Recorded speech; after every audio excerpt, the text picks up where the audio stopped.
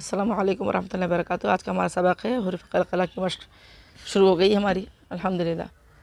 इसका जोड़ पढ़ेंगे। हमज़ा क़ाफ़ पेश उक़, ता लाम पेश तुल, उक़ तुल, उक़ तुल। इसका वक़्फ़ और वसल एक जैसा होगा। साकिन हर्फ का वक़्फ़ और वसल एक जैसा होता है, यानी कि हम वसल में भी ऐसे ही पढ़ते हैं और जब वक़्फ़ करते हैं जब भी ऐसे ही पढ़ते हैं। उक़ तुल, उक़ तुल।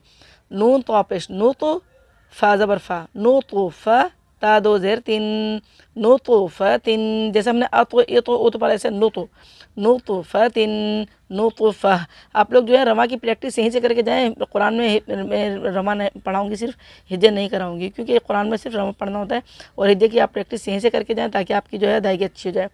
जीम बा ज़बर जब, लाम दो पेश लुन, जब लुन जबल, जबुलुन जबल। नुतफ़तिन में क्या था कि दो ज़ेर हालत वक्त में हज़फ हो गए थे और गोलता हा साकिन से बदल गई थी, तो नुतफ़ा की आवाज़ आई, नुतफ़तिन नुतफ़ा।